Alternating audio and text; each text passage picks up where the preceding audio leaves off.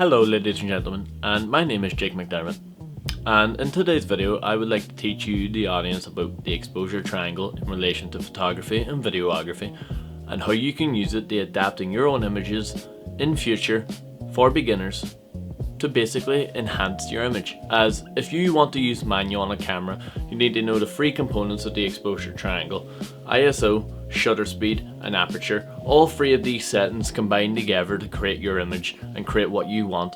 Firstly, in this video today we are going to talk about ISO, so let's get right into it.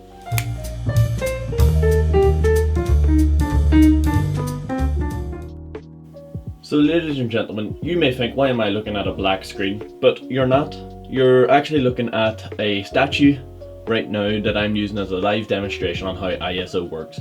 Right now we are on ISO 100, which is obviously going to make our image black as we are in a dark room. But as we gradually go up, we're at 250, 320, 400, 640, 800, 1000, 125, 1600, 2000, and by the time we get the whole way to 8000, because this room is relatively dark, your image is much clearer.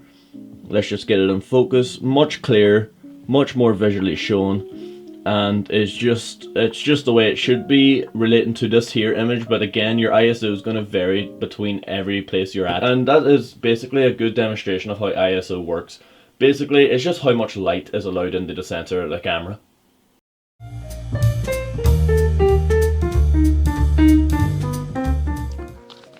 Hello ladies and gentlemen, and welcome to the next segment of the exposure triangle, aperture. What is aperture? Well, aperture is how much light reaches the sensor of the camera. This here in the industry is determined by f-stops. F-stops determines how much depth you're going to have with your image. So if you want an image that, let's say my hand is here and it's up to here, notice how it starts to blur? That's depth of field. Look, notice? At the moment I have the camera on auto, but in a moment I am going to use these things behind me as a demonstration on how you, the viewer, can use aperture to better your image. Okay ladies and gentlemen, have you ever wondered why your photos sometimes look too bright, too dark, or just not what you imagined? Well, as a part of this tutorial, we're unlocking the secrets behind every great photo with the exposure triangle on our next segment, as I explained. Aperture. Aperture controls how wide your lens opens. Wider aperture, more light / blurry images. Narrow aperture is less light, but more scene is in focus. Aperture plays a vital role in depth of field. Now, let's say you're shooting a film. You tend to be moving your depth of field around a lot. And in front of me right now, I have objects as demonstrations on the Sony A7 camera with their GOS lens on how to actually use it. Now, on the Sony A7, it may vary depending on camera. There is 3 different dial wheels that control 3 different aspects of it. So, if I bring the dial up, this is moving the frame per second shot, which we don't really want for aperture. But see, if we want a depth of field, let's say this fan in front of us, we're gonna bring up the f-stop to bring it more into focus. As you can see, the image starts to clear, and the plant pot behind it is just slightly in focus, but it's focusing sheerly on the fan. On the most part, it is the fan. Let's just get that to show you. Now, when it comes to the plant pot, you notice how it's blurry? We bring it up. Now, aperture is obviously how the lens is affected with light and all that there, but ISO and shutter speed also play a very big role in how this works. Now, without your shutter speed and without your ISO, aperture is going to look buns. Like, it's not going to look great. You'll start to notice more frame, and if we go too much, I'm completely out of focus, as the depth of field is too shallow. As you can see by my hand, this is a very narrow depth of field.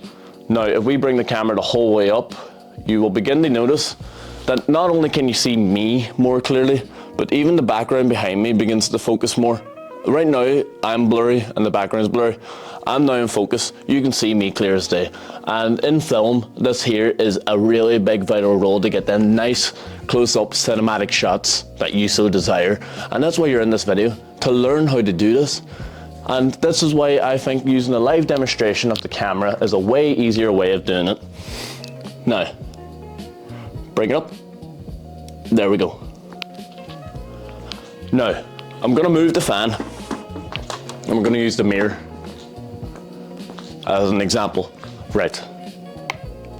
As you can see, I'm blurry, but even this camera is that good that even with the reflection of the mirror, the depth of field is so great, because obviously the lens on this camera, it's quite good. It may vary between lenses on your depth of field and how it is actually, done, and how you yourself can use it to effectively do your own images.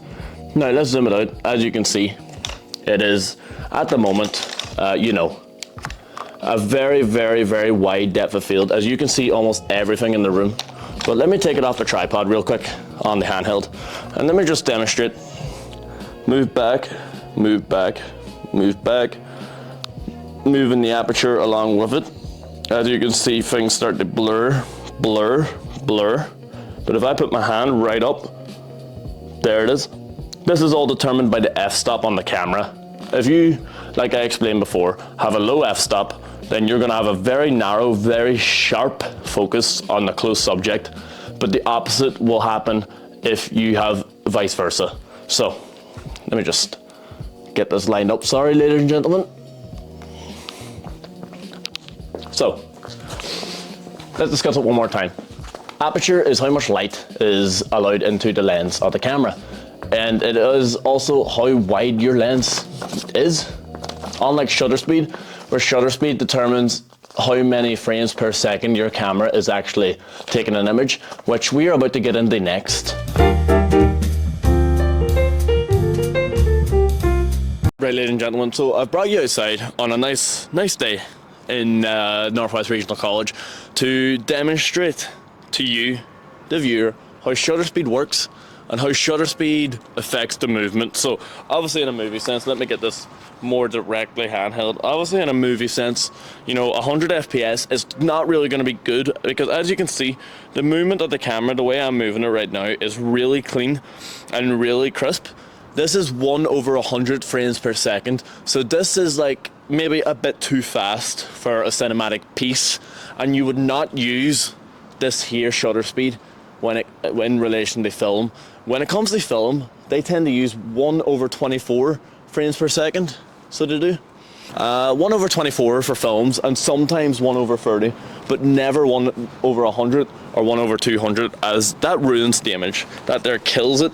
Now, if I'm to bring down the f-stop to 1/25, 1/25, sorry, it has more of a slow reaction, and it's also gotten brighter.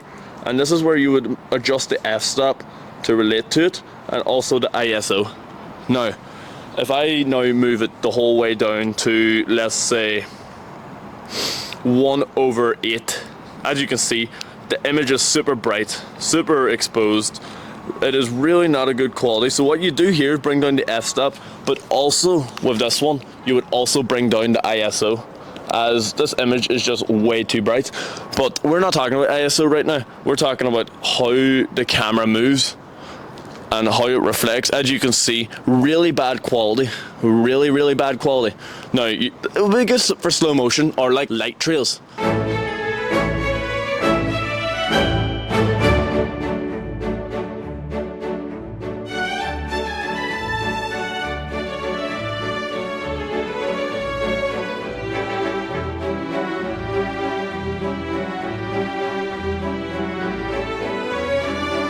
This would be amazing for light trails, and you would also set the exposure so it's on timed if you're to do stuff like this here.